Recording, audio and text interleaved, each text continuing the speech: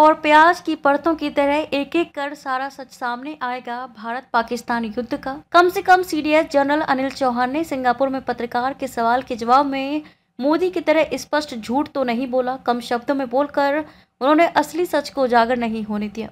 भाजपा वाले तो यही कह रहे होंगे, द हिंदू अखबार वाले तो द मुस्लिम वाले निकले। अब जब खुद विदेश मंत्री अपने बयान में कह चुके हैं कि हमने पाकिस्तान को पहले ही बता दिया था कि हम आतंकी ठिकानों पर हमला करेंगे। क्रिकेट में जैसा होता है कि अगर बल्लेबाज को पहले गेंदबाज बता दे कि वह गेंद कहां डालेगा, फिर अच्छा बल्लेबाज हो तो छक्का मारने की कोशिश करेगा। सिंगापुर में भी पत्रकार ने सीडीएस से यही सवाल किया था कि भारत ने जब पाकिस्तान पर हमला किया तब पाकिस्तान ने भारत के 6 राफेल विमान मार गिराए थे। सीडीएस जनरल अनिल चौहान का कहना था कि कुछ तकनीकी गलतियों के कारण नुकसान हुआ था, लेकिन हमने वे गलतियां सुधार ली हैं और ऑपरेशन सिंदूर में पाकिस्तान पर जीत दर्ज की।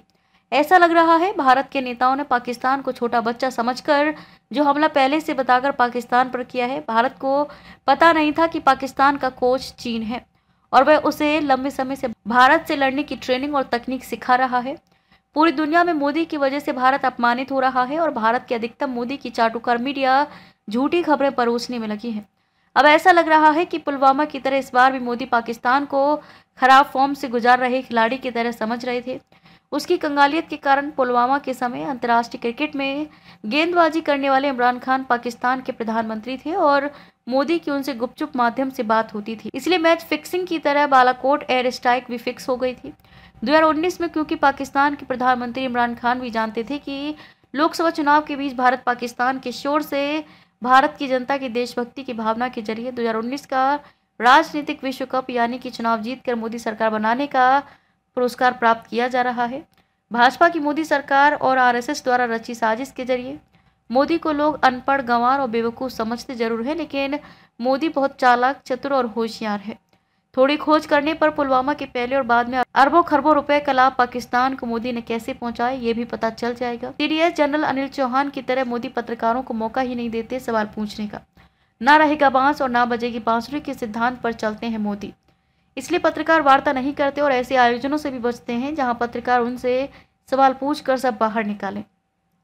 तभी तो ट्रंप के पिछले कार्यकाल में जब मोदी अमेरिका गए थे तब भारत के लोगों को मोदी की चाटुकार मीडिया ने हाउडी मोदी की कहानी सुनाकर, दिखाकर और पढ़ाकर मोदी का गुणगान किया था, जबकि हकीकत ये थी कि अमेरिका में रहने वाले भारत के कई लोगों ने सिक्योरिटी के कारण डायरेक्ट मोदी को जूते ना मारकर उनके पुतलों को मोदी के आने जाने वाले रास्तों के सामने go back Modi, go back यानी कि वापस जाओ मोदी, वापस जाओ के नारे लगाते हुए पीटा था।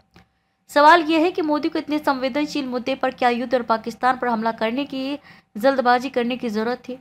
भारत में मध्य प्रदेश के सैकड़ों हिंदू लोगों के व्यापम घोटाले में हत्या होने जैसे अन्य मामलों में भी तो वर्षों तक जांच होती रहती है और जो असली अपराधी है उनके नाम जानने के बाद भी उन्हें सजा नहीं दी जाती। फिर पाकिस्तान के मामले में जल्दबाजी करना और खुद की बेइज्जती कराने से अच्छा ये होता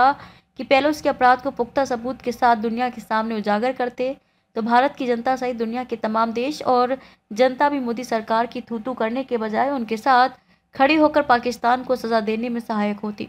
या फिर जनता से साफ साफ बोलकर बता दो कि हजारों मुस्लिमों की हत्या करने के गोधरा कांड जैसे हिंदू मुस्लिम और भारत पाकिस्तान की नफरत अंग्रेजों की साजिशपूर्ण योजना के जरिए फैलाकर फूट डालो शासन करो की नीति और जनता का ध्यान मुस्लिम समुदाय की नफरत की तरफ परिवर्तित कर ईसाई मिशनरियों को लाभ पहुंचाकर धर्म परिवर्तन कराने में सहायता करना ही ईसाई धर्म के अंग्रेजों के कानूनों और नियमों से बंधी भारत की इस व्यवस्था का मुख्य उद्देश्य है, जिसमें नेहरू, इंदिरा सहित हर सरकार का धर्म और कर्म यही था और रहेगा, ताकि भारत की जनता गुलाम तो है ही, गुमराह होने के कारण कम से कम वह ये भी समझ जाए कि नेताओं का कोई धर्म और कर्म नहीं होता। अगर देश की जनता को धोखा दे सकते हैं, हिंदू मुस्लिम और भारत पाकिस्तान कराकर चाटुकार मीडिया सहित तमाम माध्यमों से झूठ फैला सकते हो तो ही नेता बनो। भारत सहित विश्व की जनता का ध्यान और चर्चा अंग्रेजों के कानूनों से 2025 में भी गुलाम बने रहने का सच जानने के बाद ज़्यादा ना फैले, इसलिए इस तरह का शोर 1857 से आज तक फैलाकर भारत सहित विश्व की जनता का ध्यान परिवर्तन किया जाता रहा है, ऐसा सूत्र बता रहे हैं। खबर को शेयर फॉरवर्ड कर पूरे विश्व में पहुंचाकर विश्वगुरु भारत में सहयोगी बनकर बिना वर्दी के सैनिकों की तरह आप भी अपना कर्तव्य निभाइए।